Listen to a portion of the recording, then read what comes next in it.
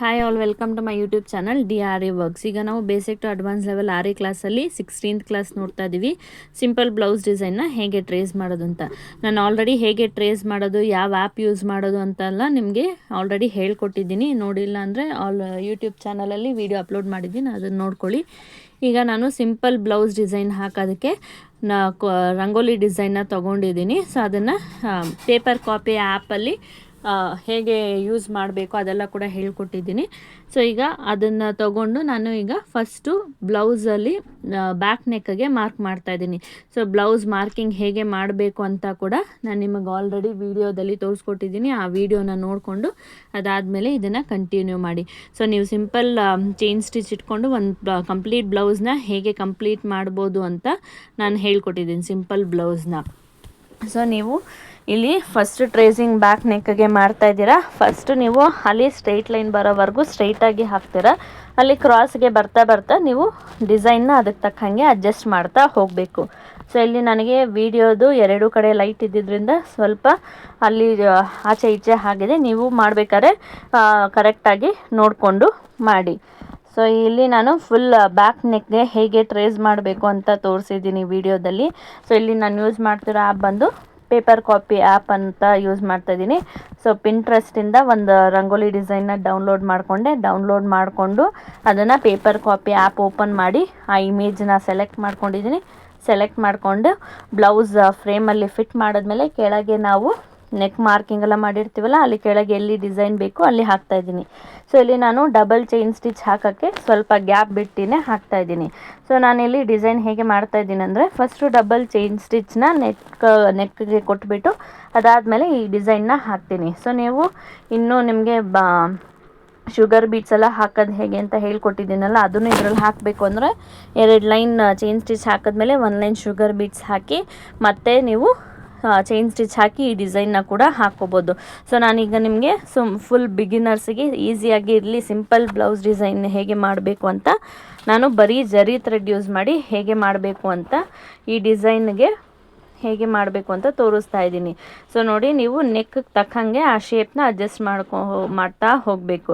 So ಇದು ಬಂದು simple method. So ನಾವಿಲ್ಲಿ ಟ್ರೇಸಿಂಗ್ ಪೇಪರು ಮತ್ತು ಪೌಡರು, ಕೆರೋಸಿನ್ ಎಲ್ಲ ಯೂಸ್ ಮಾಡಿದೆ ಹೇಗೆ ಮಾಡೋದು ಅಂತ ಸಿಂಪಲ್ ಮೆಥಡ್ ಬಿಗಿನರ್ಸ್ ಫ್ರೆಂಡ್ಲಿಯಾಗಿ ನಾನು ಹೇಳ್ಕೊಟ್ಟಿದ್ದೀನಿ. ಸೊ ಅಡ್ವಾನ್ಸ್ ಕ್ಲಾಸಸಲ್ಲಿ ಟ್ರೇಸಿಂಗ್ ಪೇಪರ್ ಇಟ್ಕೊಂಡು ಹೇಗೆ ನಾವು ಟ್ರೇಸ್ ಮಾಡಬೇಕು ಇಲ್ಲ ಡ್ರಾ ಮಾಡಬೇಕು ಅದೆಲ್ಲ ಕೂಡ ಹೇಳ್ಕೊಡ್ತೀನಿ. ಸೊ ಈಗ ಅಟ್ ಪ್ರೆಸೆಂಟ್ ನೀವು ಇದನ್ನು ಹೇಗೆ ಮಾಡಬೇಕು ಅಂತ ಕಲ್ತ್ಕೊಳ್ಳಿ. ಸೊ ನೀವು ಒಂದು ಬ್ಲೌಸ್ನ ಕಂಪ್ಲೀಟ್ ಮಾಡಿದ್ರೆ ನಿಮಗೂ ಕಾನ್ಫಿಡೆನ್ಸ್ ಅನ್ನೋದು ಇರುತ್ತೆ. ಸೊ ನಾನು ಇಲ್ಲಿ ಫುಲ್ ಬ್ಯಾಕ್ ನೆಕ್ಗೆ ಹೇಗೆ ಮಾಡಬೇಕು ಅಂತ ಕ್ಲಿಯರಾಗಿ ವಿಡಿಯೋದಲ್ಲಿ ತೋರಿಸಿದ್ದೀನಿ. ಅದೇ ಥರ ನೀವು ಹಾಕ್ತಾ ಬರಬೇಕಾಗುತ್ತೆ.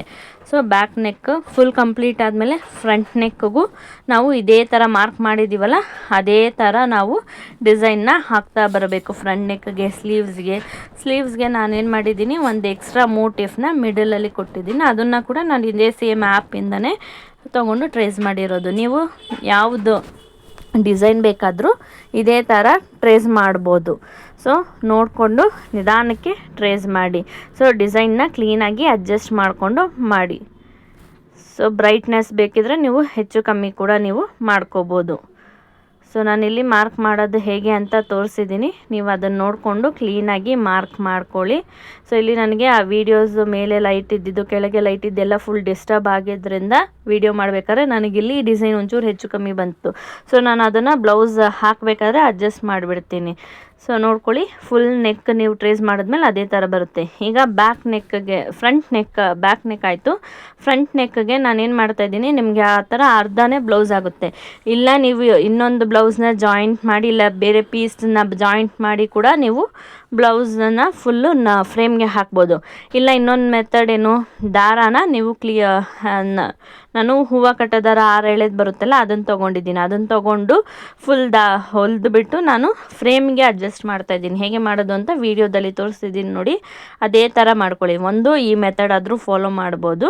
ಇಲ್ಲಾಂದರೆ ನೀವು ಅಲ್ಲಿ ಇನ್ನೊಂದು ಬಟ್ಟೆನ ಅಟ್ಯಾಚ್ ಮಾಡಿಬಿಟ್ಟು ನಾರ್ಮಲ್ ಹೆಮ್ಮಿಂಗ್ ಸ್ಟಿಚ್ ಕೊಟ್ಬಿಟ್ಟು ದೂರ ಕೊಟ್ಬಿಟ್ಟು ಕೂಡ ನೀವು ಮಾಡ್ಬೋದು. ಸೊ ನಾನು ಆ ಪ್ಯಾಟರ್ನ ಸ್ಲೀವ್ಗೆ ಮಾಡಿದ್ದೀನಿ. ಸೊ 2 ಮೆಥಡ್ನ ನಿಮಗೆ ತೋರಿಸ್ಕೊಟ್ಟಿದ್ದೀನಿ.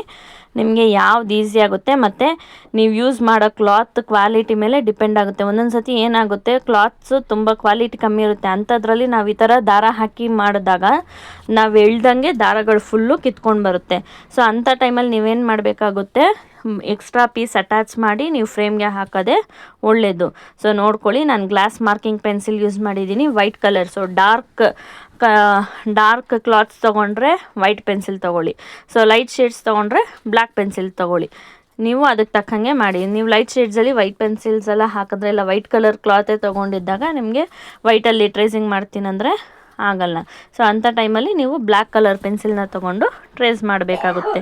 ಸೊ ಪ್ರಾಕ್ಟೀಸ್ ಮಾಡ್ತಾ ಮಾಡ್ತಾ ನಿಮಗೆ ಡಿಸೈನ್ಸ್ ಅನ್ನೋದು ಪರ್ಫೆಕ್ಟಾಗಿ ಬರುತ್ತೆ.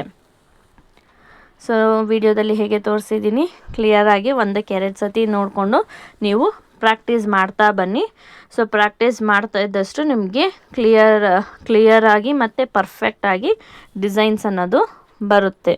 ಸೊ ನೀವು ಸ್ಟಾರ್ಟಿಂಗಲ್ಲೇ ಕೂತ್ಕೊಂಡು ಒಂದೇ ದಿನ ಹಾಕ್ತೀನಿ ಅಂದರೆ ನಿಮಗೆ ಬ್ಯಾಕ್ ಪೇಯ್ನು ಮತ್ತು ಐಸ್ ಎಲ್ಲ ತುಂಬ ಸ್ಟ್ರೈನ್ ಅನ್ನೋದು ಆಗುತ್ತೆ. ಸೊ ನಾನೀಗ ಫ್ರಂಟ್ ನೆಕ್ ಡಿಸೈನ್ ಕಂಪ್ಲೀಟ್ ಮಾಡಿದ್ದೀನಿ.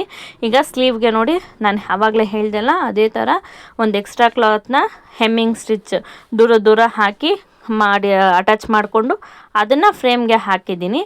ಸೊ ಇಲ್ಲಿ ಕೆಳಗೆ 1 ಇಂಚ್ ಲೈನ್ ಹಾಕಿದ್ದೀನಿ ಸ್ಟ್ರೈಟ್ ಬರಲಿ ಅಂತ. ನೀವು ಫೋಲ್ಡ್ ಮಾಡಿ ಹೊಲಿಯೋದಕ್ಕೆ ಈಸಿ ಆಗುತ್ತೆ ಆವಾಗ. ಸೊ ಹಾಕಿಬಿಟ್ಟು ನಾನಿಲ್ಲಿ ಡಿಸೈನ್ನ ಹಾಕ್ಕೊಳ್ತಾ ಇದ್ದೀನಿ. ಸೊ ಸೇಮ್ ಇದೆ ಸಿಂಪಲ್ ನೆಕ್ಗೆ ಏನು ಡಿಸೈನ್ ಹಾಕಿದ್ದೆ ಅಲ್ವಾ, ಅದನ್ನೇ ನಾನು ಸ್ಲೀವ್ಗೆ ಕೊಡ್ತಾಯಿದ್ದೀನಿ ಬಾರ್ಡರ್ಸ್ ಆಗಿ. ಕೊಟ್ಬಿಟ್ಟು ಸ್ಲೀವ್ ಮಿಡಲ್ ಪಾರ್ಟ್ಗೆ ಏನು ಮಾಡಿದ್ದೀನಿ, ನಾನು ಒಂದು ದೊಡ್ಡ ರಂಗೋಲಿ ಪ್ಯಾಟರ್ನ ಮಿಡಲ್ ಆಫ್ ದ ಸ್ಲೀವ್ಸ್ಗೆ ಕೊಡ್ತೀನಿ. ಸೊ ಸ್ಲೀವ್ಸ್ ಮಿಡ್ ಪಾಯಿಂಟ್ ನೋಡಿಕೊಂಡು ನಾನು ಅಲ್ಲಿ ಆ ಡಿಸೈನ್ನ ಟ್ರೇಸ್ ಮಾಡ್ಕೊಳ್ತೀನಿ. ಸೊ ದಟ್ ನಿಮಗೆ ಶೋಲ್ಡರ್ ಸ್ಲೀವ್ ಹಾಕಿದಾಗ ನಿಮಗೆ ಮಿಡಲಲ್ಲಿ ಕ್ಲೀನಾಗಿ ಸಿಗುತ್ತೆ. ಸೊ ಅದಕ್ಕೆ ಫಸ್ಟು ನಾನು ಆ ಸ್ಲೀವ್ ಲೆಂತಲ್ಲಿ ನೋಡಿಕೊಂಡು ಮಿಡ್ ಪಾಯಿಂಟನ್ನು ಮಾರ್ಕ್ ಮಾಡ್ಕೊಳ್ತೀನಿ.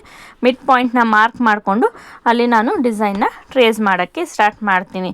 ಸೊ ನಿಮಗೆ ಯಾವ ಥರ ಈ ರಂಗೋಲಿ ಬೇಡವಾ, ನೀವು ಬೇರೆ ರಂಗೋಲಿ ಇಲ್ಲ ಬೇರೆ ಯಾವ ಡಿಸೈನ್ ಆದರೂ ತೊಗೋಬೋದು, ನಿಮ್ಮ ಇಷ್ಟ, ಕಸ್ಟಮೈಸ್ ಮಾಡಿ. ಸೊ ಇದೇ ಥರ ಮಾಡ್ತೀರಾ. Thank you for watching.